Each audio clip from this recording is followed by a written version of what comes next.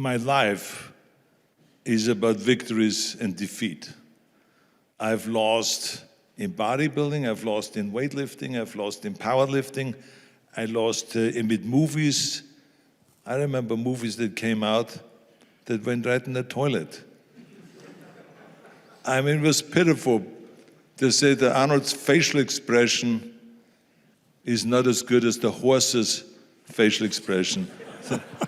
So it was things like that, the reviews, the critics, the beating that I got was like unbelievable, right? So, but I mean, it doesn't matter.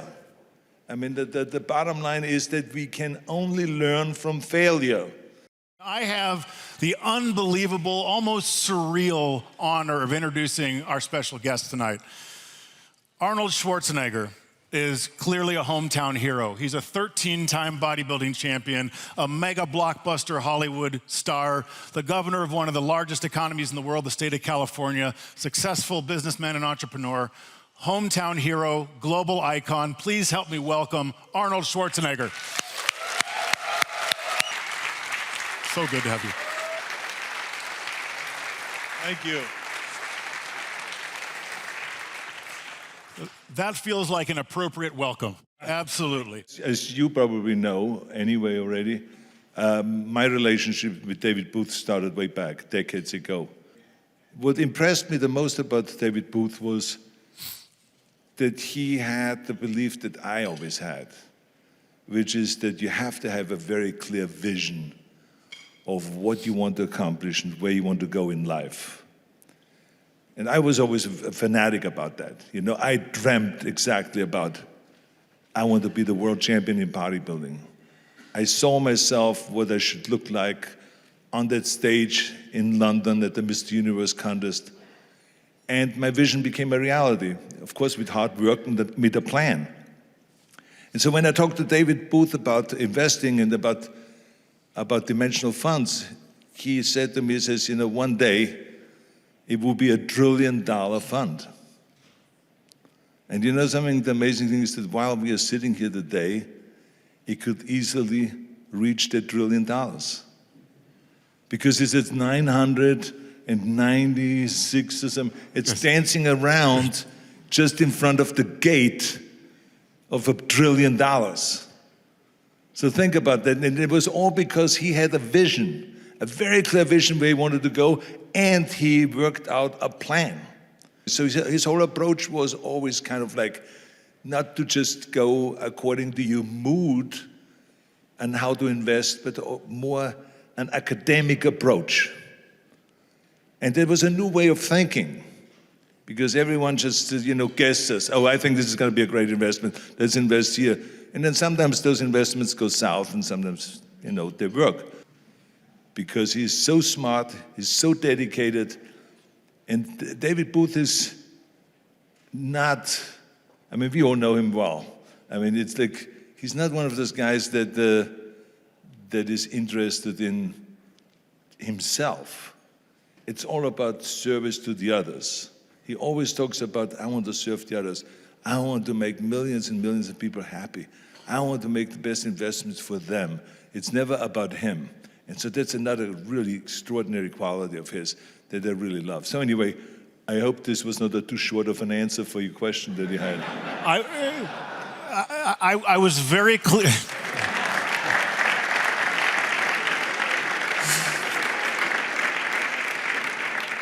It's quite funny we start this way, because I was very clear there's no point to preparing for this conversation because I have a feeling it's going to go wherever it goes. But I do love that you started with a point about vision. And yes, Dimensional had a grand vision. It was about the pursuit of truth and what truth can do for people's financial experience. But when we talk about vision, I mean, I think if you've read Arnold's books, if you watch the miniseries, if you know about Arnold's life, vision has always been a really important part of your life. So I'd love to ask you about this. And there's a quote from one of your books: if I can see it and believe it, then I can achieve it. You talked about vision as a kid and moving to the US. Can you maybe expand on that a little bit? How, as a child in Austria, did you come up with this grand vision to move to the US and be a bodybuilding champion? Well, it's not that difficult, really, because when I was like 14 years old and I started getting interested in muscles and in strength, I started seeing Hercules movies on the screen. But I never really believed kind of like this is possible, that this is an actual human being. I thought it was some special effects, even though in those days they didn't have special effects. But I mean, I just did not know what to make of it. And then one day I saw this bodybuilding magazine that had Reg Park on the cover of the magazine. And it said, from Mr. Universe to Hercules.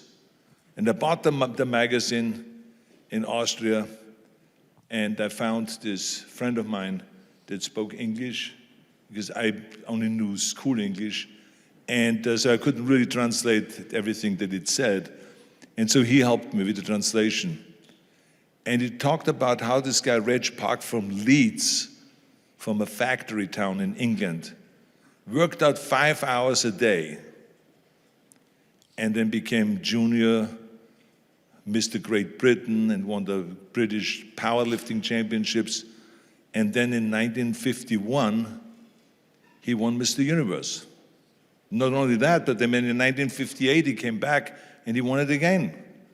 And not only that, then in 1965, he came back and won it again. So then I realized this is an actual person. So I read everything about this guy, Reg Park, and about how he trained, and I basically just followed his training. And I visualized myself being on stage exactly like Reg Park, except with my face on it. And I chased that dream. And I tell you, because I had that vision, it was so much fun to work out hours and hours. On Saturday, the gym was locked. You couldn't get in. It was underneath the stadium in Graz, the Liebenauer Stadium. And I broke in. I broke the window, crawled, opened it up, this window on top, and then I crawled in and I trained on Saturday and Sunday secretly in that place. But it was so much fun. It was cold, it was freezing like right now. Sometimes my hands were stuck on a steel bar when I was doing chin-ups because it was so cold. But it was fun because I was chasing this vision, and every rep that I did got me one step closer to making this vision become a reality.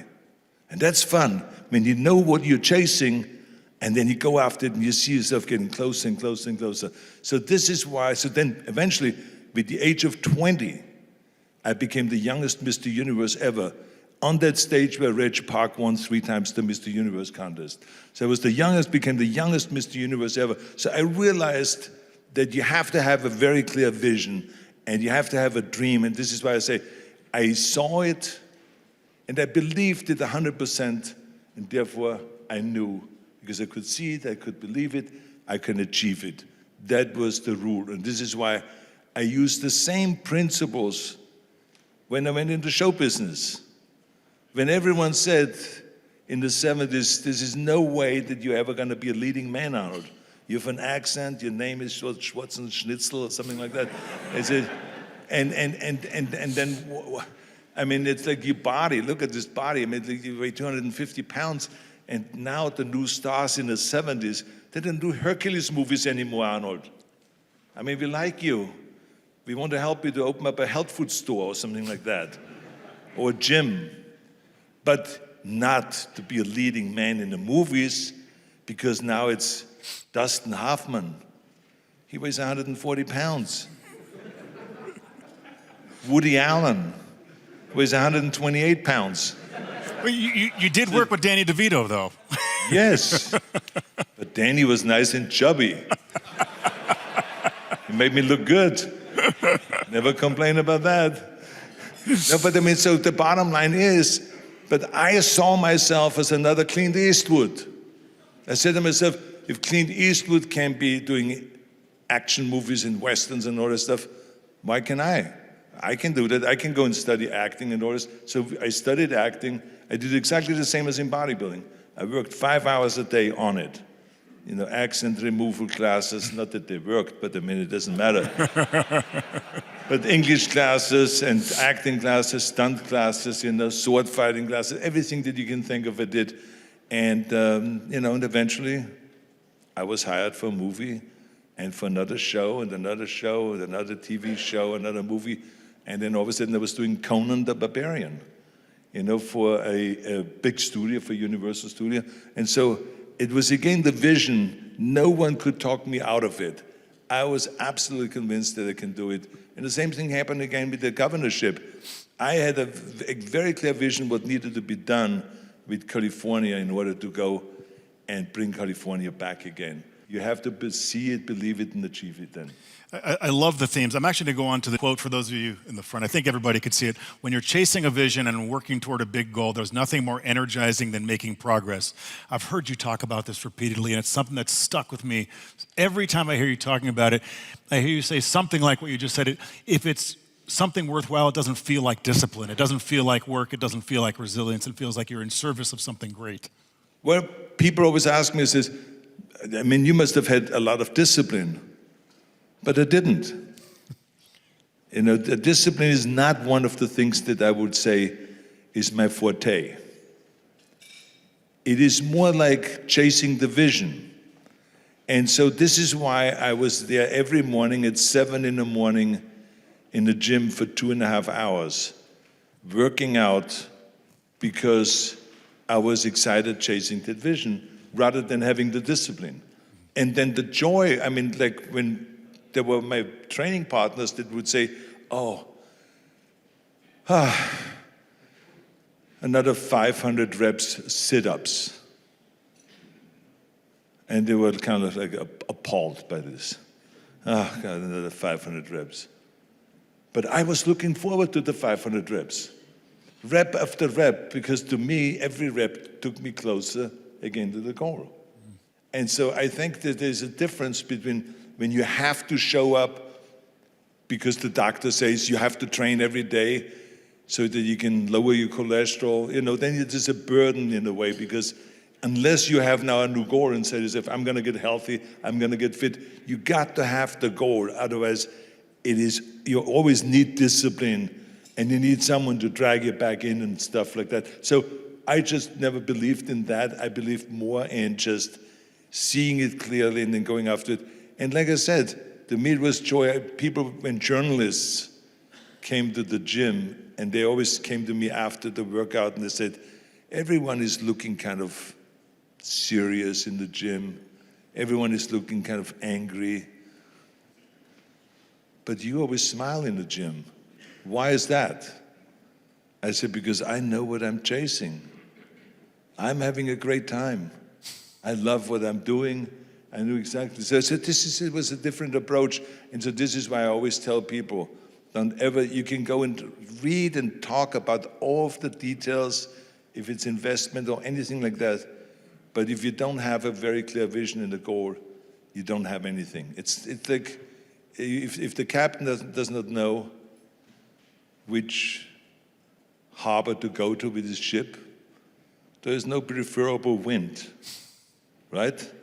You can have the best airplane in the world, the most sophisticated airplane in the world, but if the pilot does not know where to go, he is not going to end up anywhere, or most likely crash.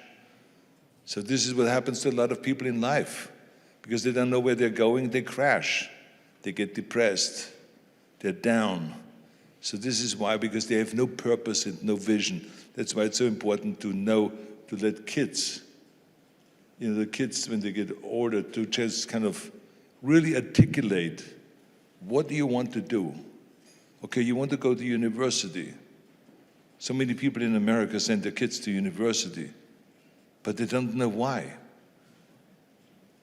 How stupid is that? Just go to university. For what? What is the goal? If you say to me, okay, I want to be a doctor and I want to work in this hospital, I say, that's great, go to university. I pay for it, right? Because now there's a goal. Now we know that student is going to go and become a doctor and is really going to contribute and save people's lives and all that. Or a carpenter, or a bus driver, whatever it may be, just let's have a goal and then shoot for that goal. That is the most important thing, no matter what you do. So to us mere mortals in the room, some of these ideas sound superhuman. Like, has doubt, fear, anxiety ever been an issue for you? Or do you recall times in your life where you felt those things and really had to overcome them? No, I think it's clear that you feel anxiety. I mean, otherwise you don't care of what you're doing. Like every time I'm in front of a camera and the director comes to me and he says, okay, Arnold, we're doing this in this scene, action. My heart rate goes up. I guarantee it goes from 120 to 160. That second, when he says action, this is like, because what's going on inside is like, oh shit, I'm on the spot. This is now recorded. If I screw up, I look all screwed up. I mean, everyone will see it, yes, but that's good, to be afraid of kind of like making sure that you're performing well. That's what I think what energizes us, that gives us the energy, and we want to outdo each other and stuff like that. The ego then comes in and all that. So I think that all of that is good. So yes, I have that. But in general, I never doubt my goals. I'm always 100% sure that I will reach them. And I think that the visualization and the hard work really pay off. And the other thing that, of course, I have mentioned in this book, since we're talking about the book, is that you got to not listen to the naysayers. Because every step of the way in my career, and I'm sure a lot of you have had the same thing, that someone will say, that's a Blödsinn. Was wüssten wir denn das Anfangen nach Amerika gehen? Bist du verrückt, Arnold? Wer wird denn auf die warten in Amerika? I have no idea what you're talking about. But it sounded amazing. That's why I'm telling you that. No, but people just, when I said I want to go to America, when I was 10 years old, I want to go to America, they said, well, who's going to wait for you over there? Everyone just said, this is a stupid idea. Then they said, I want to get into bodybuilding. Bodybuilding is an American sport. What's the matter with you? Why don't you do soccer? And why don't you do skiing? Do something that is Austrian. So it was always negative. Then when I then did make it in bodybuilding and I wanted to get into movies, they say that would never happen. So the key thing is to just ignore the naysayers. There's plenty of them around. What is dangerous is if you have a doubt. That's dangerous. Because everyone else has a doubt, and everyone else says, why do you do that? It will never happen. But if you always have a doubt, then your mind is working inside you and is trying to derail you. So this is what you have to be very careful of, and always be very clear of where you want to go and just chase that.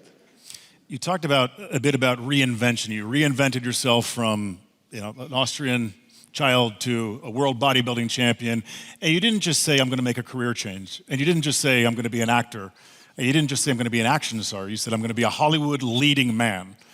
And then when you decided that politics was interesting and you could be useful in politics, you didn't say, I'm going to be in city council. I'm going to be the governor of the most impressive economy in the United States. Why always for the top spot in a given industry? I think it's more risky. The bigger the goals, the more risk. The thing is that I believe that we a lot of times are frozen and cannot move forward because we are afraid of failure. See what I'm saying? Afraid of failure is really terrible because you can't make a move. You wonder, oh my God, what is if this doesn't turn out well? Maybe I go and I'm going to talk to this girl over here. But what is if she turns me down? You know what I'm saying? So it's like you're afraid of every move that you make. And so I said to myself, well, how are you ever going to be successful? How do you ever know how far you can go? And that's why sports is so great, because in weightlifting, you fail every day. Every day you fail. You do your curls, you use your 40-pound dumbbells, then you use your 50-pound dumbbells, then you use your 60 pounds, then you pick up the 70 pounds, and all of a sudden you can't do it anymore. You fail. But that doesn't mean you're a failure. Maybe the next time, maybe in a year from now, but I'm gonna do it. I remember the bench press, I tried 500-pound bench press for at least 10 times. The 11th time I did it. So it's okay that it doesn't mean because you failed that you're a failure. The only way you ever know how far you can go and how successful you are and what you're meant to be is if you're not afraid. You got to break through that barrier that holds you back. And so to me, I think this is another very, very important thing to recognize that we all have this, and vision really will help you overcome that. And again, I love that you started with vision because, and you mentioned David and the vision of Dimensional, and we're not going to go half step and hope it works out for clients because it's not our money. It's their clients' money. So we're always really, really committed to that. And it's hard work and it requires resilience, which takes me to this next quote from your book, Be Useful. There is no shortcut or growth hack or magic pill that can get you around the hard work of a job, of doing your job well, of winning something you care about, of making your dreams come true. I love that. But that gets really hard when you use the term failure, when most people would qualify something as a failure. So I think you got second in the first bodybuilding competition, correct?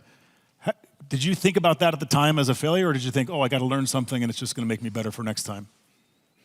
No, I mean,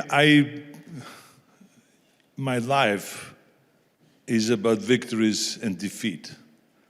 I've lost in bodybuilding, I've lost in weightlifting, I've lost in powerlifting, I lost with movies.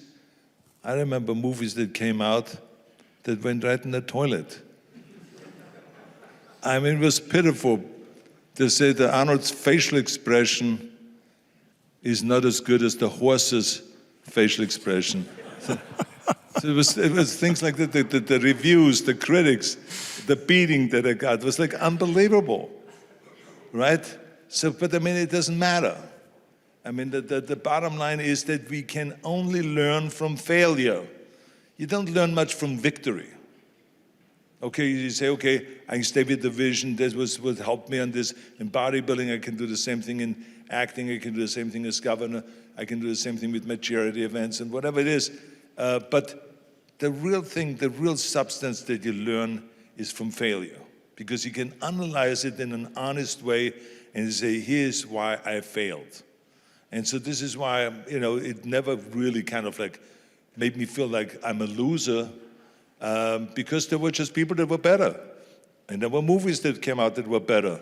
It's very simple. So that means I have to go and make more effort to be better the next time. And so I remember I came out with Last Action Hero 1 year, and we were getting beaten up left and right.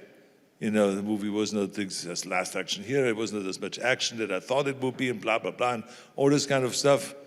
Then I said, okay, we're going to do better the next time. So I got together with Jim Cameron, and I said, let's do True Lies. And then we did True Lies, and that became one of the highest grossing movies of the year. So it's like you always have to come back stronger and not feel like, oh my God, I lost there and stuff like this. Yeah, so I had my losses, even in my personal life, my marriage, right? I mean, I screwed up. So, but you have to kind of like just say what it is and take the blame for it rather than having all kinds of excuses. That's how you grow, that's how you learn. Arnold, when you have such a strong sense of vision, you feel like you can see the future almost.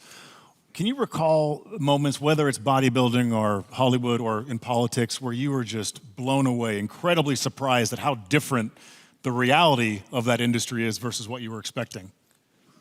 No, I mean, look, I think that the best training that I got to go into politics was the acting.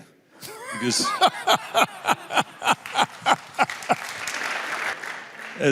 first of all, Hollywood is filled with sharks. The sharks are everywhere. And Hollywood can destroy you within a short period of time. It's a very, very dangerous place.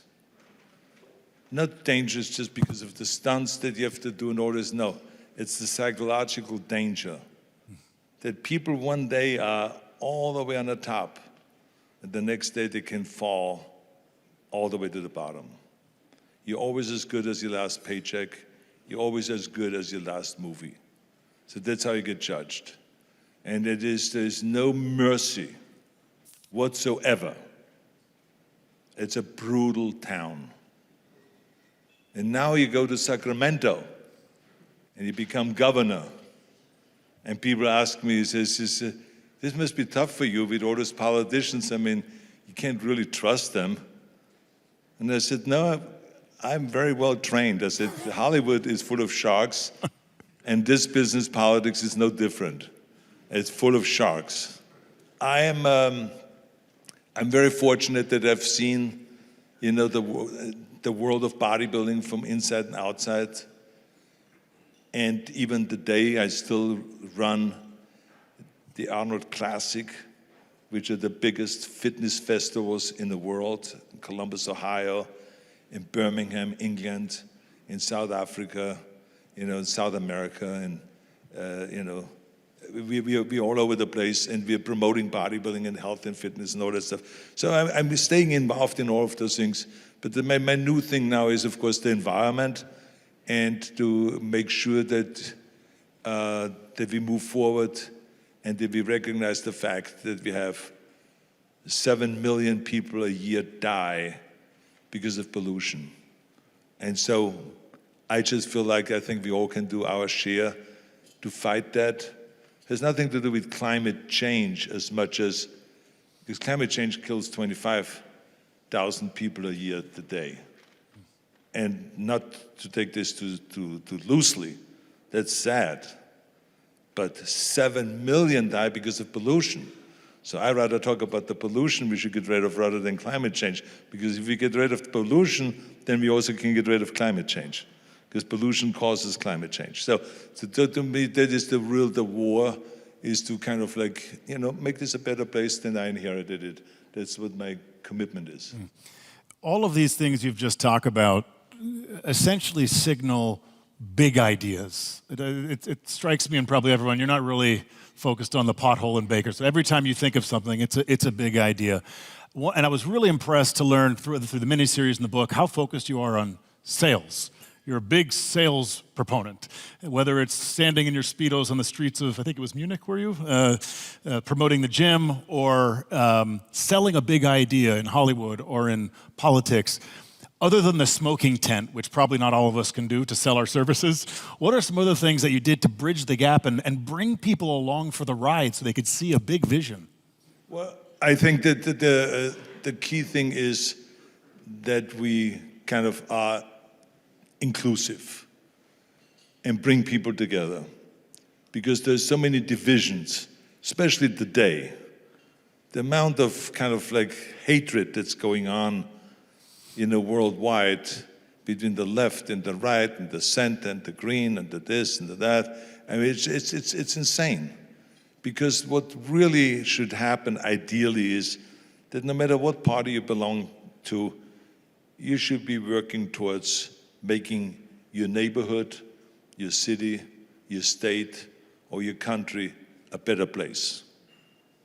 And so I don't have to agree with you on everything, but we can work together. I mean, there's no such thing as that we agree with everything with anybody. I mean, it's just that's just the way it is. So I think we shouldn't look at the other side as the enemy.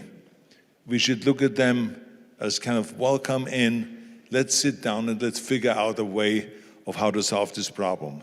Because the most important thing is that you're a public servant and not a party servant. So yes, you belong to a party, everyone does, but you should serve the public, not the party. That is, to me, was always the key thing. And when you talk about promotion and selling, I think that it is extremely important that no matter what product you have, you got to sell it. You got to say, you got to be able to go and communicate that to the world. So that was my big challenge in bodybuilding. In bodybuilding, everyone said, no, this is not, we don't want to do that.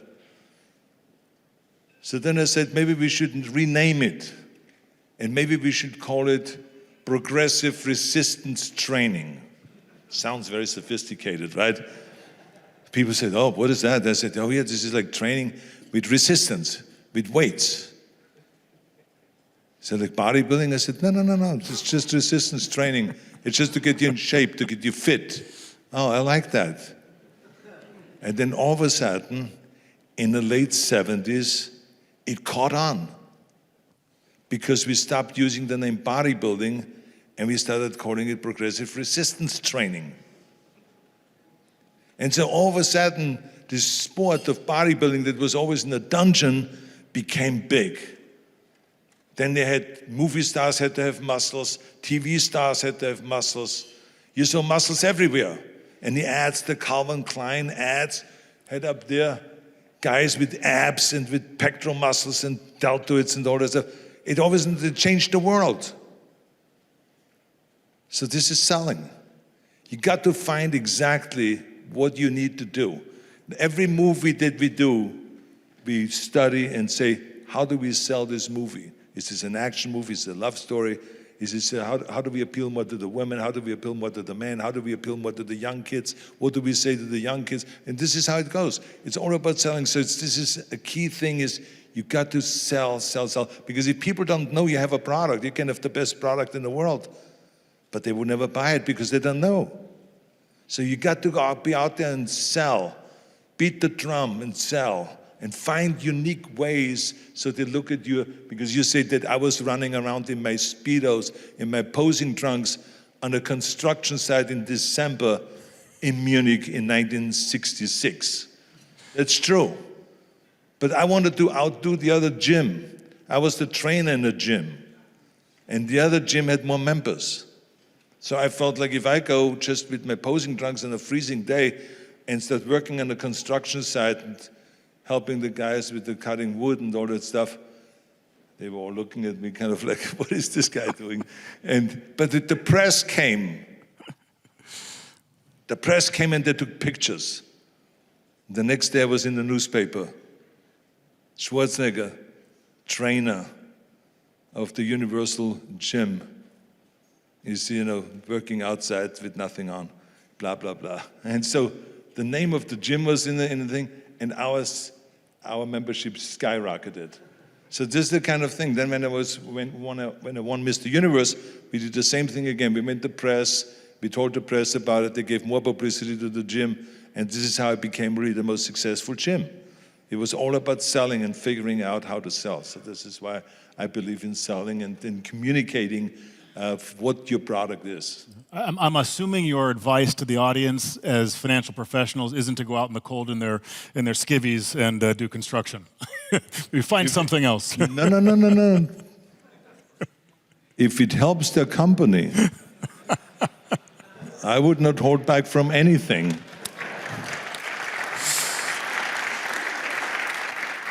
I have a feeling we're going to have a lot of people in the gym tomorrow morning getting ready for this. So a lot of what you've talked about is bringing people along for the ride, enrolling them in your vision somehow, some way, whether it's selling to external parties or bringing people in your staff or other politicians. I've heard you say over and over, and you're really adamant about this, not wanting to be called a self-made man. Can you talk about why that's so important to you, for people to know? Well, just imagine if I'm sitting here by myself. Does that work? I don't think so. So the only reason that it works is because this place is packed. The only way a movie works is if the theater is packed with people. I can have the best movie in the world, but what does it matter if there's no one going to see the movie? How can I do the movie if I don't have a director directing me? How can I do a movie without a cameraman filming me? How can I do a movie with the wardrobe people not dressing me and saying, this is the kind of clothes you have to wear? Or the sword master showing me how to make the moves with the sword when I do Conan the Barbarian. Or my training partners that I had in bodybuilding, Franco Colombo and Austria and Kurt Manuel and those kind of guys. Joe Weider, they brought me to America. So it's like unbelievable if you think about the kind of help that I got. And then when I became governor, 5.8 million people voted for me. I didn't make myself governor. So how can I ever say I'm a self-made man? It's a stupid thing to say. I'm a self-made man. I would never say that, because you got to look in the mirror and says, Arnold, you're the luckiest son of a bitch alive.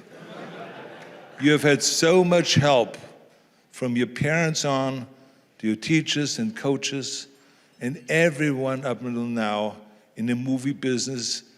Look at all of my movies. The best movies are with the greatest directors. I mean, imagine doing Twins without Ivan Reitman directing it, or to do Twins without Danny DeVito there. You have no twins. It's over. So I mean, how can I say I'm self-made? So this is just, I think, it's something I feel very strongly about, and I want to remind people that it is very important that we recognize the fact that we are products of a lot of help. And why is that important? For one reason, and that is that you then have to also feel obligated and have the responsibility to help others. See, it keeps going on and on and on. To me, the greatest thing is when actors come to me and say, can you mentor me? Can you be my mentor? I have difficulty with this, I have difficulty with that. I say, absolutely. I say, Clint Eastwood did the same thing with me. He taught me. I could ask him all the questions. Or Max von Sydow, James Earl Jones, Kirk Douglas. I worked with all of these people. I said, they taught me about show business and what to expect. So I want to do the same back. So this is why I think it is so important to recognize that we are not self-made and that we are a creation. Like Hillary Clinton one time said, it takes a village to raise a kid. And this is exactly what it is.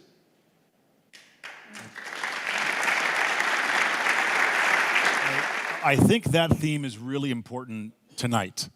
You've said you're a shareholder in Dimensional, fantastic, and I think it's really important to recognize that this room is a symbol of that. As you know, Dimensional doesn't have a retail business. We don't talk to the end investor. We have financial professionals, institutions, wealth managers, financial advisors, private banks who sit between us and the investor. If we're going to change the world, which is exactly why you trusted David Booth, that was the vision, change the world by giving people a better, more defensible financial experience, we need all these people in the audience. Dimensional doesn't do that alone. So it's incredibly powerful to have that theme here tonight. I really appreciate that. I want to get to the book before we end tonight, because I think this is, I wasn't expecting it to tie so well to this quote that you have in the book: nothing sells better than a true story from a genuine person. And if you haven't read the book, Be Useful, you will. You will each get a copy, a signed copy. It's an amazing, amazing read. I can't tell you how active I was underlining things, so many lessons in there.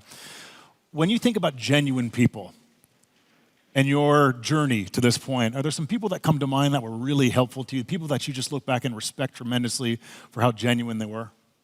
Well, I mean, I had idols. And Ronald Reagan was one of my idols. Reg Park, the guy that played Hercules in the movies, was one of my idols. Very genuine person.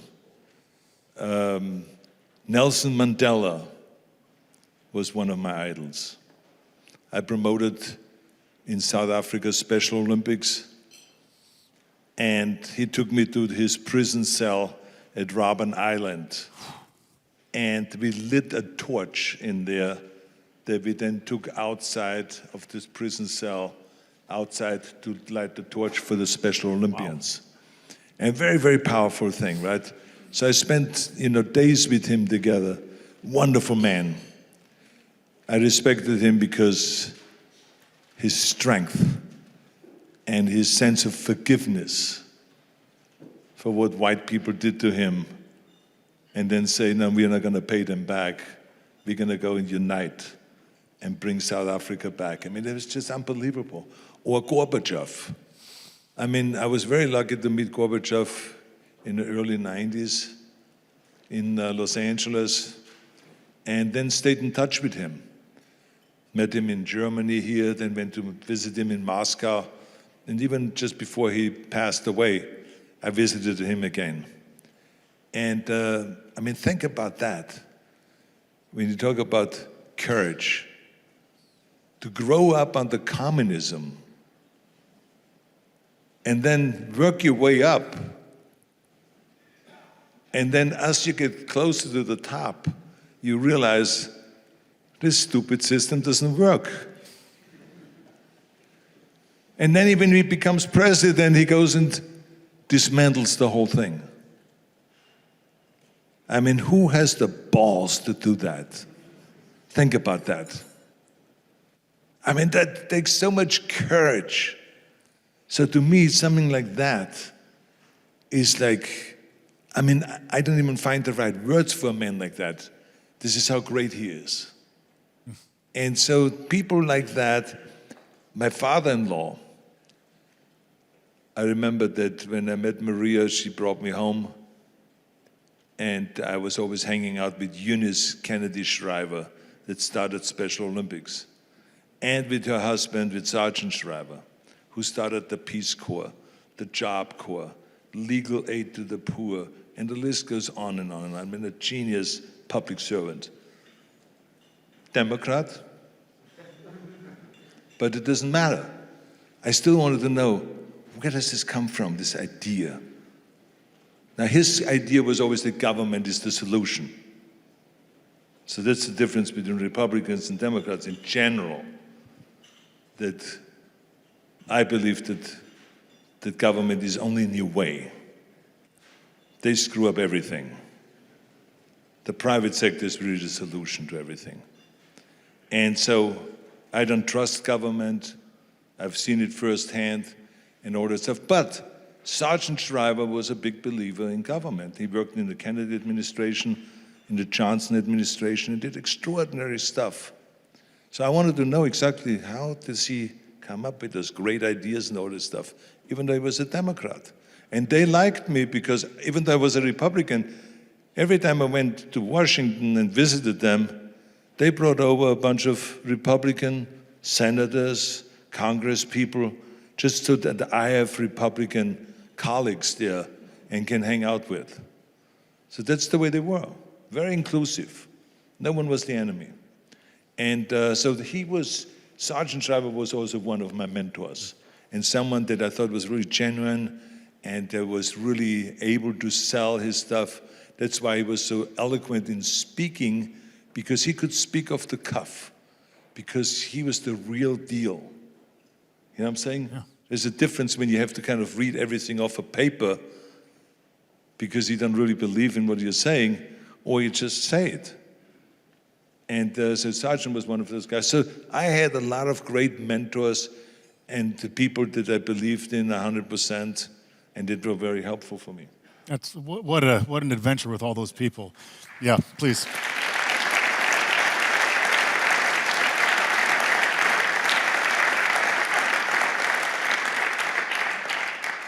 The title of the book is Be Useful.